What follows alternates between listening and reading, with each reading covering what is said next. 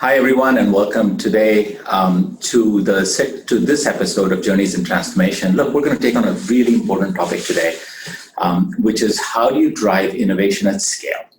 And this is a conversation that often comes up in many of the clients we serve across the globe. And any board literally is actually spending time thinking through this. And it's easy to do an experiment here and an experiment there and get some digital transformation on the back of that. But then how do you set up an entire corporation to be able to innovate at scale and to do that in a repeatable, systematic, fundamental way? And really to unpack that, I wanted to bring some guests on, and I'll introduce them in a minute, to really actually have the discussion.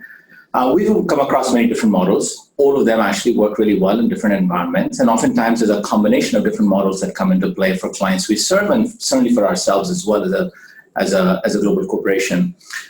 The obvious model that we're all very familiar with is the one around organic innovation, which is to set up a business unit or a group or a division or a function that is a set of people that think about innovation around the core business model and then come up with new ideas and new experiments and new POCs and new production environments that actually drive that.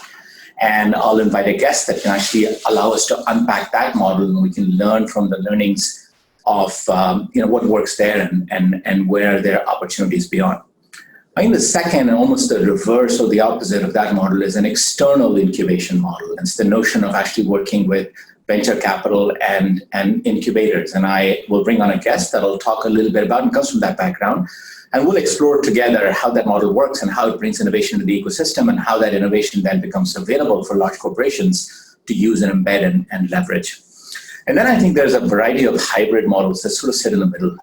One of the models, and I'll call it foundry for this conversation, is the idea of using some capital and bridging it with external capital, but really setting up an incubator within the large corporation.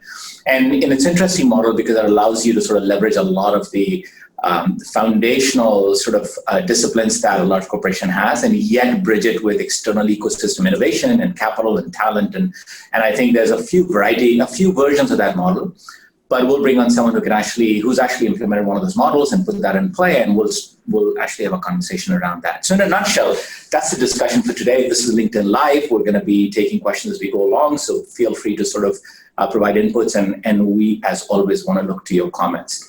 So that's it. So let's get started. My first guest is Katie Stein, and Katie joins us from New York. Actually, Katie's a partner in crime. Hi, Katie. Welcome. Katie's with Genpact, so she's a peer of mine, and we work together very closely. She's our Chief Strategy Officer. She's been involved in driving Blueprint for transforming ourselves as a company, and she's come from a really rich background. I won't say that. So, Katie, two sentences on who you are and what your role is. Sure. Thanks, Sanjay. Happy to be here. My current role is Chief Strategy Officer, and then I work with a number of our service lines, which are the areas of expertise we take to market. I've been at Genpact about 3 years, but in my previous lives, I held roles at Boston Consulting Group, and then also at Marsh & McLennan, where I was involved in setting up some of our innovation efforts. And so look forward to Fantastic. Thanks, Katie, for joining us. I was going to ask you one other thing, and I'm going to ask our other guests the same thing. Give us 3 words that describe you, just so we get to know you as a person. Okay. Highly inquisitive, critical thinker, and I'm a New Yorker. Not a West Coaster, I'm a New Yorker. Okay, fantastic. That's Katie Stein. Folks, hold on to that for 1 second. We're going to introduce our next guest. It's T.M. Ravi. And Ravi, come online. Hello, welcome. Hi, Sanjay. Ravi and I had a chance to work together for a number of years now, and he's actually built a venture capital incubation firm here in Silicon Valley, one of the leaders in his field. Ravi, I'm not going to say anything about you anymore. Why don't you tell us a little bit about who you are, what you do, and then I actually want you to come and describe yourself in 3 words as well, but we'll do that after you introduce yourself. Great. So I'm T.M. Ravi. I'm the managing director of The Hive. The Hive is a venture studio or a co-creation studio. So it's a combination of providing venture capital and then working closely with early stage entrepreneurs to help create, launch, and fund companies. 3 words, AI disrupts the world. I love that. You made a phrase out of that as well. I think, Ravi, it's also worth just me double-clicking on something you said, which is, across the venture capital spectrum, we see VCs that we work with along the spectrum of very early stage right all the way through to late stage capital. And was I right in picking up that your firm's focus is actually in the early stage incubation of new entrepreneurial ideas, or did I get that wrong? No, you got it right. So we typically participate starting from the seed stage, and then we'll follow on in Series A, B, C, D.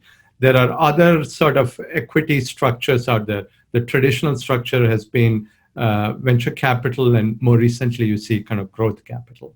Awesome. So we'll come back and unpack that a little bit more, Ravi. I think our audience will be very interested in how do we leverage this external incubation idea in a really compelling way and use those innovative ideas in broad ways around driving digital transformation. Onto that shortly. I want to introduce our third guest, Stephanie Bova. Stephanie, welcome and hi. Hi, Sanjay. Hi, everyone. And Stephanie, you're based in Switzerland tonight, so thank you for joining us at this late hour. Stephanie is with Takeda Pharmaceuticals. And Stephanie, you might want to quickly introduce yourself in a couple of sentences, and I want you to talk a little bit about 3 words that describe you. Okay, so a little bit of background. So I'm the founding partner and managing director of Hatch at Takeda. You've described it as a foundry, and so for those of you who don't know the term, or maybe we use it differently, we basically invent and invest in new digital transformation companies in digital health. And so some of those ideas are white space that we don't see anyone playing in. Some of them are direct investment. So basically we have the ability to play both strategic and financial. And I guess that's why you called it a hybrid. Originally, I'm a New Yorker. So Katie, I appreciated your third. 3 words to describe myself. I would say curious. Inherently curious, divergent thinker, and pretty analytical.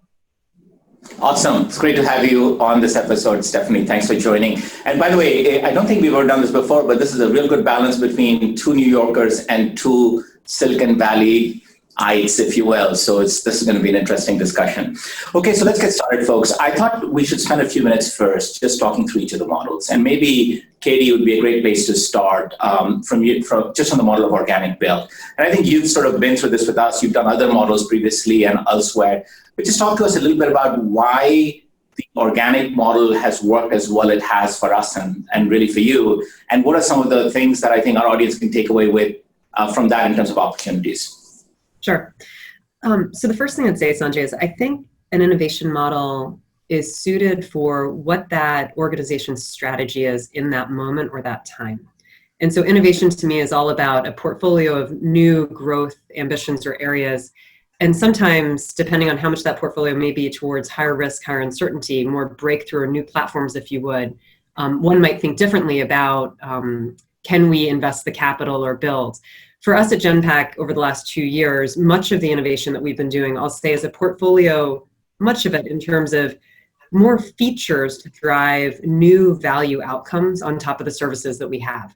And so from that regard, the build model actually is a great model because when you think about this life cycle of innovation, the discovery requires almost a bilingual market and technical combination, which oftentimes really exists within the enterprise. And so what we're doing is skilling the enterprise to find those opportunities for new features to deliver outsized value, I would say. And so that's the model that we've chosen at this stage of our strategy. And Katie, are you implying that a lot of this comes down to the core foundation and the ability to leverage the core foundation in a meaningful way in the innovation that you're driving almost requires a closeness to home? Is that part of what I think you're suggesting?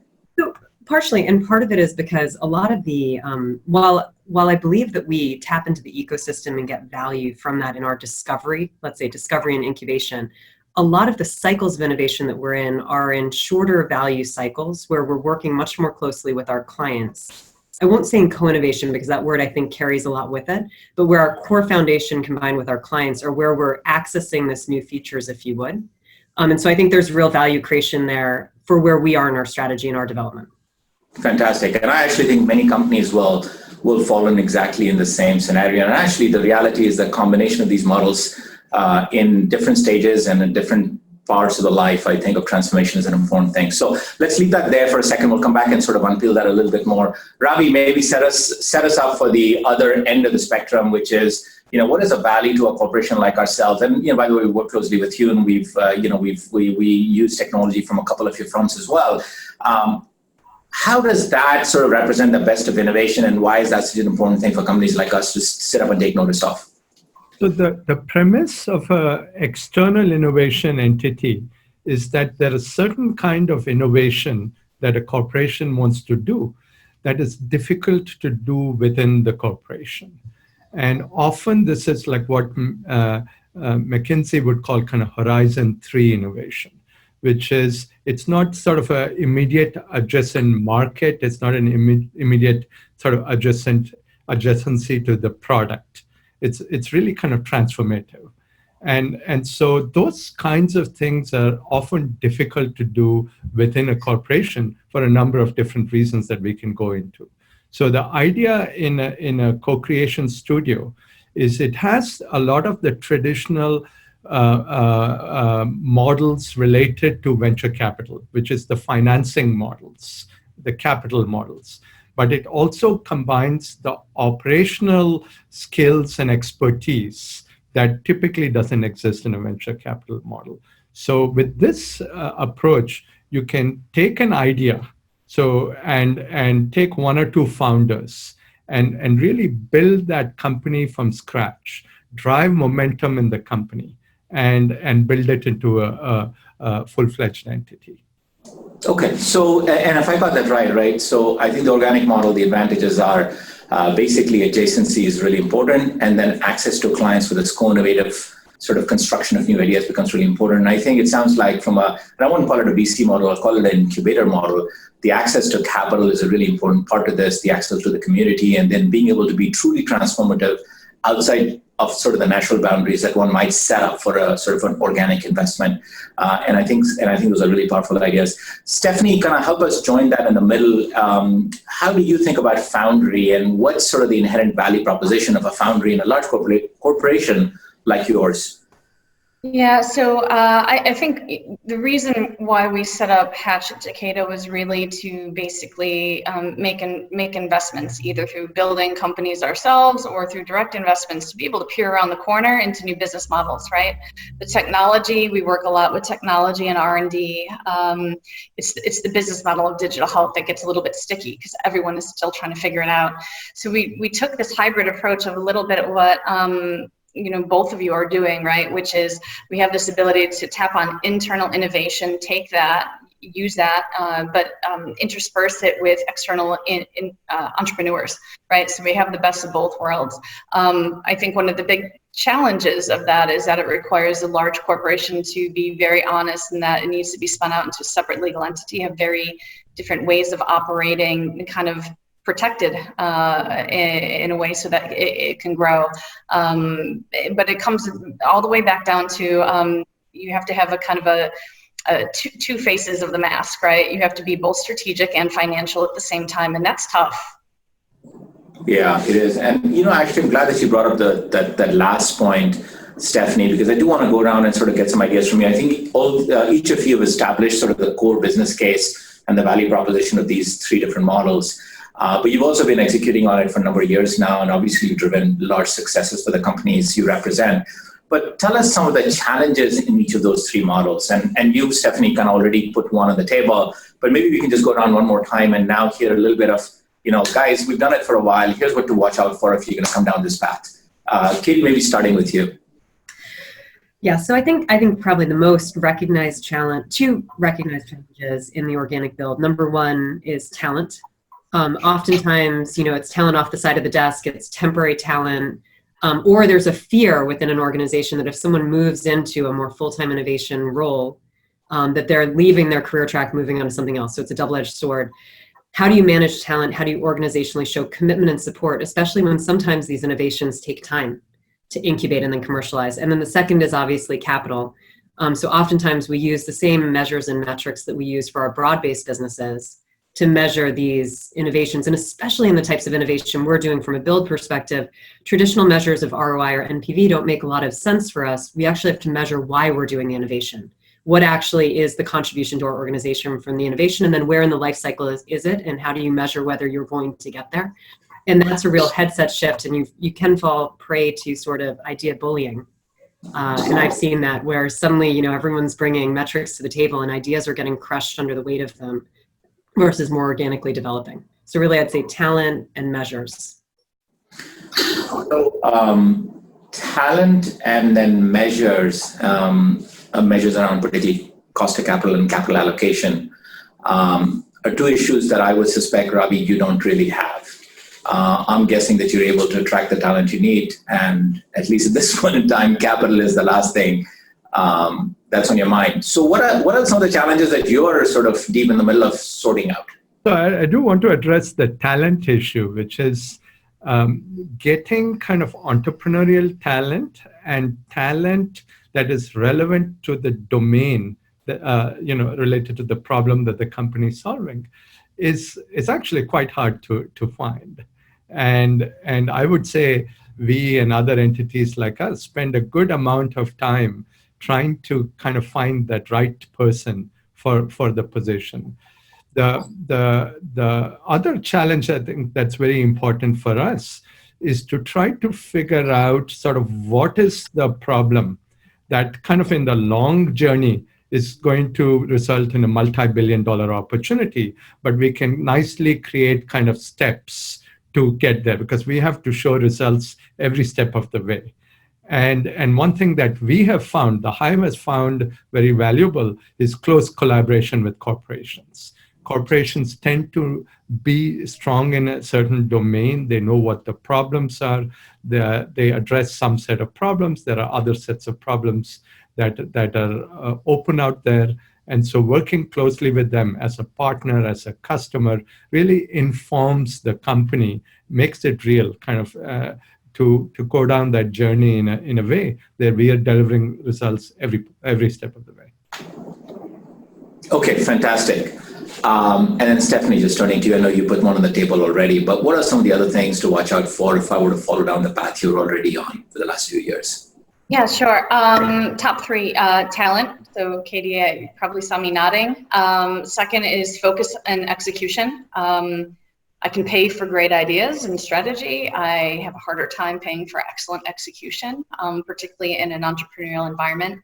And then I'd say the third thing kind of ties back to what Ravi was saying, which is, having corporate or having a pre-identified first customer. It's that first customer that launches everything, whether it's internal or external. Fantastic. Okay, good. Thank you for that. So look, I think there are 2-3 themes that were emerged, and I'm going to try and now bring these 3 different models together and maybe just actually have an open discussion of how we address that. Clearly, talent is a big one. It's on everyone's mind in a variety of different forms. And I think, Ravi, I appreciate your pointing out, we spent a lot of time talking about bilinguality. And I think what you were talking about, it might be easy to sort of attract the technical talent, but it isn't just the technical talent. You need people that understand the other half of the equation and can actually fuse the two things together. And we're big believers in that idea. And so thank you for sort of, bringing that out again. But talent is one area I think that's important. I think all of you have sort of talked about capital allocation in the context of a larger corporation and the way that's managed financially, and then yet being able to spend enough capital on innovating. And there's a variety of approaches, I think, to this. And I think the third one that's come out is this whole area of relevance and adjacency and best ideas and getting the right ideas that actually have an impact on what you're looking to do. And so maybe we can just now, not necessarily from each of those 3 perspectives, but just together sort of talk through, as a group, how do we address these 3 challenges? So what are the best practices on talent? And then we'll come to capital and we'll come to relevance and adjacency and best ideas. But what has worked for us, Katie, for you, for Stephanie, for you, for Ravi, for you in those models of getting talent right?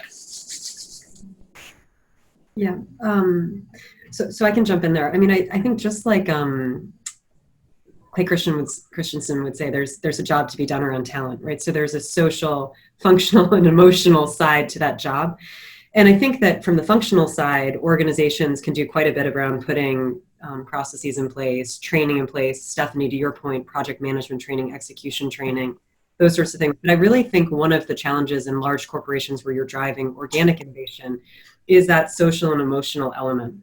Because there are true highs and lows in an innovation process. And I think that, again, that sort of corporate champion behind the innovation and that sustained championship, especially when, as these innovations go on their own paths, many don't make it to fruition, and we know that. But the person who's holding that idea and bringing it forth oftentimes is highly committed to that idea. And so I think from a talent perspective, it's figuring out how we nurture those people, sort of shelter them from the organization, and yet recognize within an organization, we're not the United Way. These innovations have to come to fruition at some point, or they end their life cycle during the innovation cycle itself. So Sanjay, that's my thoughts. Ravi, how about you? So we have a very unique approach to sort of bringing on talent, and especially sort of the founders of a company. Many of our companies are sort of idea driven. So let's say you take an idea like, how does AI apply to business processes? And you have a thesis. And so what we do is sometimes we will develop that with one founder, but we need multiple founders as part of the company. So we'll then just go to large companies and look for the best person from a domain perspective, from an engineering perspective, from an AI data science kind of background, and basically go to them and say, hey, there's an opportunity. This is a well-funded company. You can be a founder. Do you want to join? So it allows us to cherry pick kind of talent that's out there in the market. And what's the give and take for the talent? So what's in it for them? Is it just the ability to work in a new startup? Is it why do these people come and join you? You know, the entrepreneurship is now almost like religion. People have a craving for it, and there are many people who are working in larger organizations who may not have the risk profile to kind of go out there, develop an idea for 18 months, sit in kind of a Starbucks while they're doing it. And meanwhile, their family and so forth is living on their savings. So this is a way to sort of get those people involved. And got it. Hey, the risk you're taking is reduced. There's always risk in a startup. Yeah. The risk is reduced. Okay, fantastic. And Stephanie, tell us a little bit about your model and why talent is something that you can address through that model, and how you do that. Yeah, so keeping in mind the two different parts of what we do. So Invest, we have a team of people who basically pull from venture capital and private equity backgrounds, who do the due diligence on all of our direct investments and liaise with experts within our organization during that process to make sure the technical aspects make sense. For the event, what we've done is started to go into an entrepreneur in residence cycle. So we have a number of entrepreneur in residences established, and as these ideas kind of come and they get nurtured within, as we decide whether or not they spin out or they become companies that we continue to invest and incubate, they actually they're the founders, right? So the so what for them is that they have this kind of protected environment, access to all of the talent within a large corporate and any of the partnerships that we have, which spans pretty large, and then they'll have founders equity. So versus kind of the opposite of, just trying to stay in a corporate environment, there's pretty enormous upside, but in a very protected way. Okay, that makes sense. So it's an important thing to get right, and I think the talent issue is in different ways shows up for all three models, and there are different gives and takes on that. I'm going to jump to the other extreme, which is this whole idea of relevance and innovation, and outside of the boundary, and then within kind of the core foundational base to be able to actually lift the entire base. What works, what doesn't? Can we just have a quick discussion on? Here's some things to be thoughtful about around making sure that you have high relevance, high adjacency, or not. Anyone? I'll jump in. Yeah. So we tend to basically look at areas that are going to really evolve and emerge in the next 3-4 years. And so timing is a very important thing for us, because we can be onto a great idea, but it's something that will happen in the next 10 years.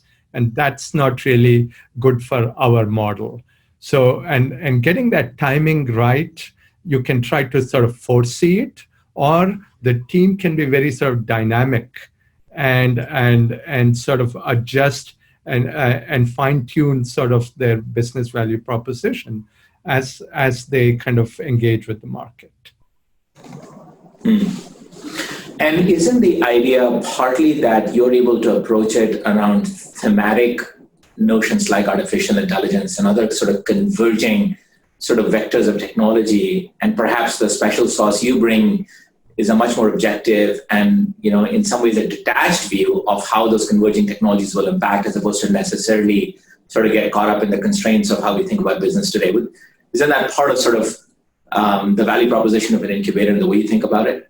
That's correct. That's correct. So in some sense, when you said thematic, the approach is basically take an area. So take an area, for example, like healthcare.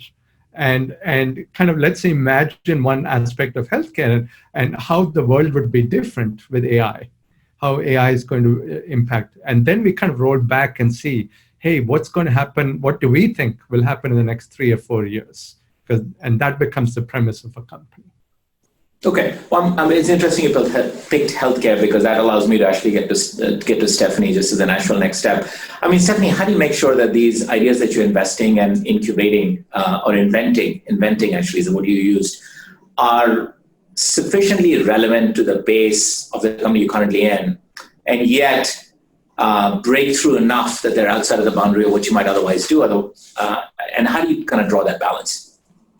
Yeah, it's a good question, and I'm not sure if I have a perfect answer, but I'll tell you how we're approaching it, thinking about it.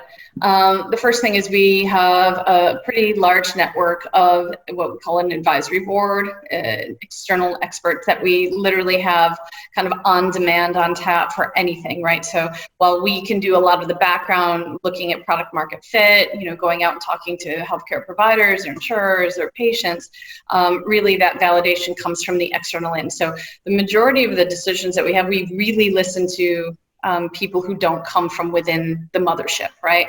And then what we do is we basically do surround sound investment. So if we think a particular area is hot and it's emerging, right?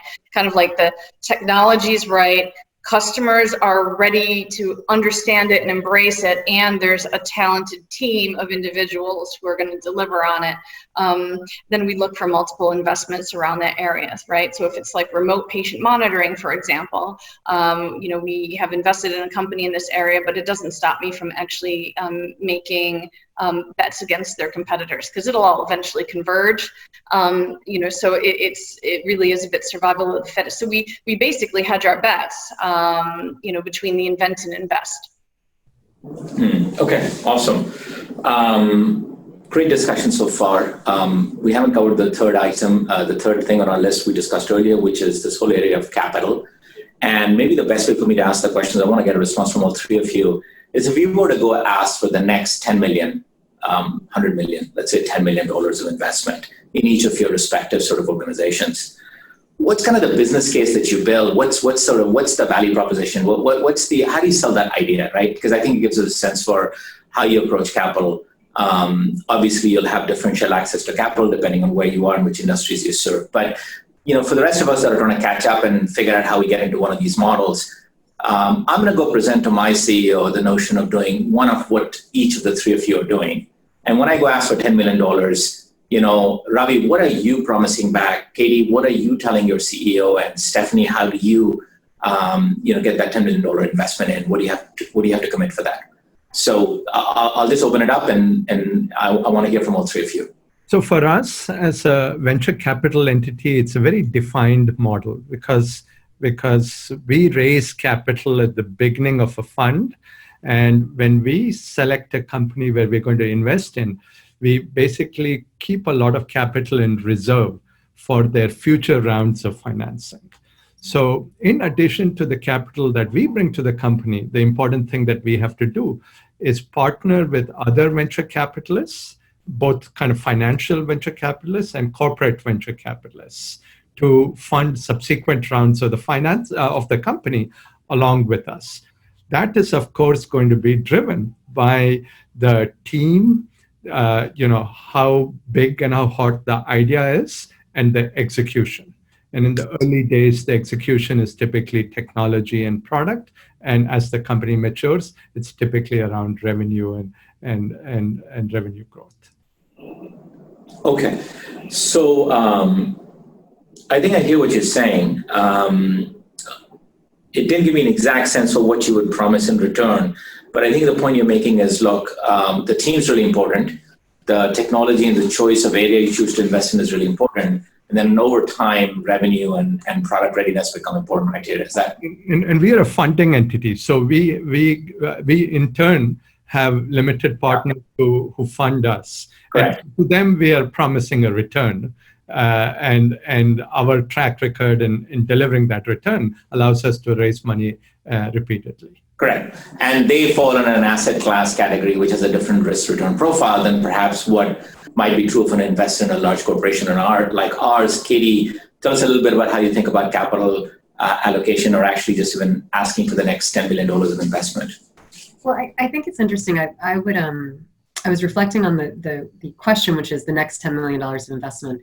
I actually think in the model I was describing where we are in our strategy, it's probably not asking for the next $10 million of investment. We're actually, I think, trying to think more in investment bites, as I would say. And you're familiar with some of the work that we're doing in the auto space. And I would think about, rather than pre-subscribing to large sums of investment with 3-4 year payback periods around hopeful revenue that leads one down the path of making commitments to clients that may or may not be as we explore what we should be doing. We've been trying to move more towards getting that, as you said, Stephanie, the first customer is super critical, and exploring with that first customer, defining the features, and then investing again. And I think that's the model that in the build model you have to start to move down, especially when, as I said, the build in our context is in, let's say, the next 18 to 24 month horizon, as opposed to new growth platforms, TM, that you're looking at that could be 3, 4, 5 year horizons, if not 10 year for others outside of your firm. So. Okay, excellent. Bite size, small wins, and build progressively. Stephanie, what can you add to that really interesting discussion? We're a hybrid, so yes to both.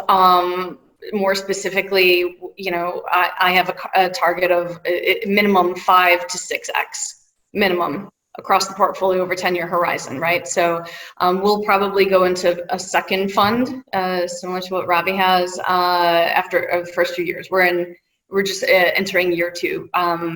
But some of the investments that we've had, 2 of them have exited, 3 companies started this year. So I think, there's the short term, where each of those companies are at, right? Versus the health of the portfolio. So we have both, right? But generally we're not trying to, the Hatch model was not intended, even though it kind of evolved that way, to just have pure financial return. The whole idea was that we would do things that would have a pretty drastic impact on people's health. And if we could find a way to make money, then they would survive and they'd continue to help people. So it wasn't the primary goal of Takeda investing in Hatch. So they have a much more strategic focus, where we try to keep things evergreen and refreshing the fund. Excellent. Look, folks, and I'm going to turn to our audience here for a minute. Thank you for joining us today. This discussion, we could spend another hour on this discussion and not even get done with 10% of it. I think you'll agree that there are 3 really sound, really fundamentally strong models. All of them are successful in their own right. And I think the answer is trying to figure out what's right for which company at what stage of the evolution, for what part of their business. I'm really thankful to all 3 of our guests for joining us today, and thank you for sharing your perspectives. We're probably going to have a little bit of follow-on to this conversation over LinkedIn, and as questions come up that we haven't caught up today, we'd love to invite you to sort of just join that. But thank you for joining, and appreciate you taking the time, and goodbye, everyone.